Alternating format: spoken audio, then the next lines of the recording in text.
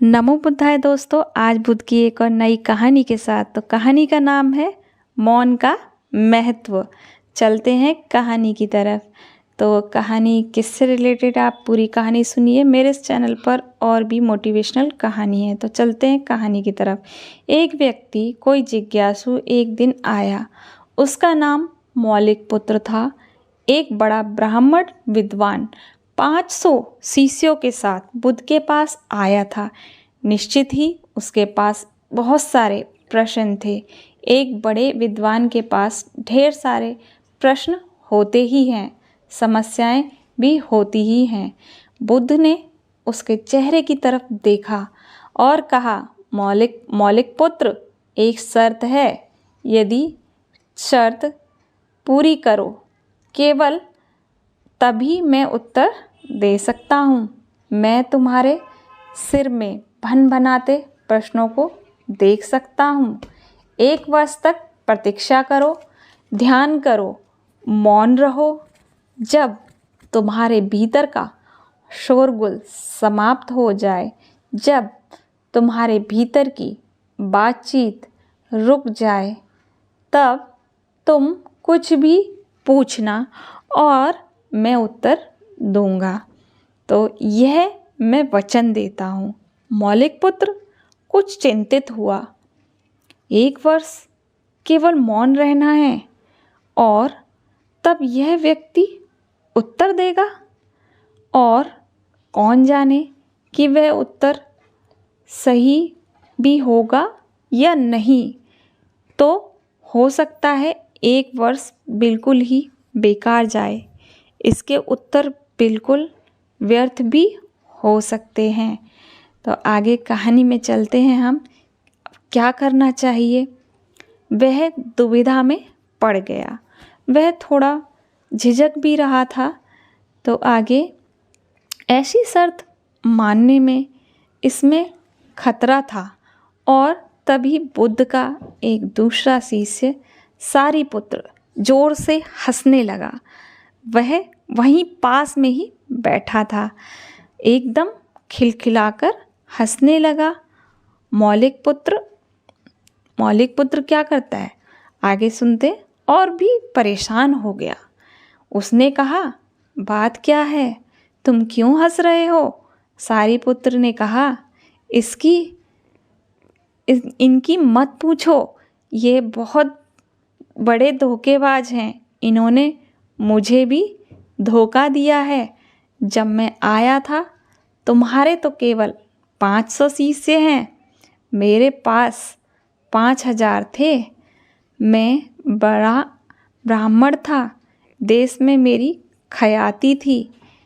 तो आगे चलते हैं कहानी में। इन्होंने मुझे फुसला लिया। इन्होंने कहा, साल भर प्रतीक्षा करो, मौन रहो। तो आगे क्या हुआ, उसका उत्तर मिलता है या नहीं। ध्यान करो और फिर पूछना और मैं उत्तर दूंगा। तो आगे दोस्तों हम बुद्ध की कहानी में चलते हैं। और साल भर बाद कोई भी प्रश्न ही नहीं बचा।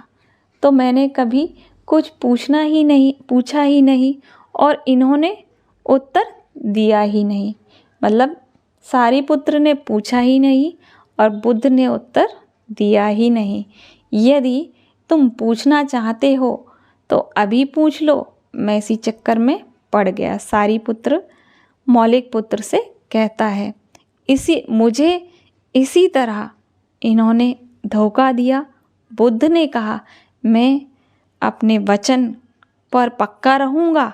यदि तुम पूछते हो तो मैं उत्तर दूंगा। यदि तुम पूछोगे ही नहीं तो मैं क्या कर सकता हूँ। 1 वर्ष बीत गया। ये बुद्ध ने उत्तर दिया सारिपुत्र को। मौलिक पुत्र ध्यान में उतर गया और वो मौन होता गया। भीतर की बातचीत समाप्त हो गई। भीतर का कोलाहल रुक गया। वह बिल्कुल भूल गया कि कब 1 वर्ष बीत गया। कौन फिक्र करता है जब प्रश्न ही ना रहे। मतलब वो इतना लीन हो गया था, जब वो गया उसके पास बहुत प्रश्न थे। जब वो बुद्ध के साथ रहने लगा मौन में और इतना लीन रहने लगा योग में कि वो सारे प्रश्न ही भूल गया। जब प्रश्न ही नहीं रहेंगे तो उत्तर की फिक्र कौन करता है। एक दिन अचानक बुद्ध ने पूछा, यह वर्ष का अंतिम दिन है। इसी दिन तुम 1 वर्ष पहले यहाँ आए थे और मैंने तुम्हें वचन दिया था कि 1 वर्ष बाद तुम जो पूछोगे मैं उत्तर दूंगा। मैं उत्तर देने को तैयार हूँ। तो बुद्ध अपने वचन पर टिके रहे। उन्होंने याद था कि 1 वर्ष कब हो चुका है मौलिक पुत्र को, तो अब तुम अपना प्रश्न पूछो। मौलिक पुत्र हंसने लगा और उसने कहा, आपने मुझे भी धोखा दिया। वह सारिपुत्र ठीक कहता था। अब कोई प्रश्न ही पूछने के लिए नहीं रहा, तो मैं क्या पूछूं? मेरे पास पूछने के लिए कुछ भी नहीं है। असल में यदि तुम सत्य नहीं हो तो समस्याएं होती हैं और प्रश्न होते हैं। वह तुम्हारे झूठ से पैदा होते हैं, तुम्हारे स्वप्न, तुम्हारी नींद से पैदा होते हैं। जब तुम सत्य, प्रामाणिक, मौन, समग्र होता है, वे तिरोहित हो जाते हैं। मेरी समझ ऐसी है कि मन एक अवस्था है जहाँ केवल प्रश्न होते हैं और मन की एक अवस्था है जहाँ केवल उत्तर होते हैं और वह कभी साथ साथ नहीं होते हैं। यदि अभी भी पूछ रहे हो तो तुम उत्तर नहीं ग्रहण कर सकते। मैं उत्तर दे सकता हूँ लेकिन तुम ले नहीं सकते। यदि तुम्हारे भीतर प्रश्न उठने बंद हो गए हों तो मुझे उत्तर देने की कोई ज़रूरत नहीं, तुम्हें उत्तर मिल जाता है। तो दोस्तों, स्पष्ट इसका अर्थ निकलता है कि मौन जब हम रहते हैं तो हमें सारे उत्तर अपने आप मिल जाते हैं। तो आगे चलते हैं कहानी की तरफ। किसी प्रश्न का उत्तर नहीं दिया जा सकता। मन की एक ऐसी अवस्था उपलब्ध करनी होती है जहाँ कोई प्रश्न नहीं उठते। मन के प्रश्न रहित अवस्था ही एकमात्र उत्तर है। यही तो ध्यान की पूरी प्रक्रिया है। मतलब अगर आप ध्यान में लीन हो जाएं तो प्रश्न ही नहीं बचते।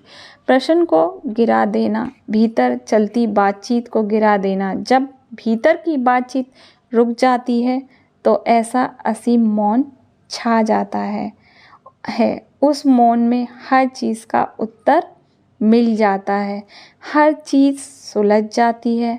शाब्दिक रूप से नहीं, अस्तित्वगत रूप में सुलझ जाती है।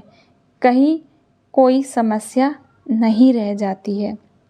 तो दोस्तों, कैसी लगी आपको मेरी ये कहानी?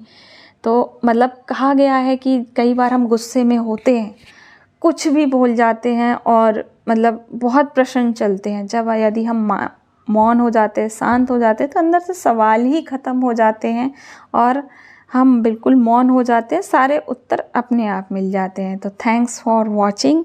लाइक, शेयर एंड सब्सक्राइब करें फ्रेंड्स और फैमिली के साथ मेरे इस चैनल पर। और वीडियो है motivational video and thoughts Tathagata Buddha के, वह भी आप मेरे चैनल पर जाकर देखिए अपने फ्रेंड्स फैमिली के साथ। बुद्धम शरणम गच्छामि। नमो बुद्धाय।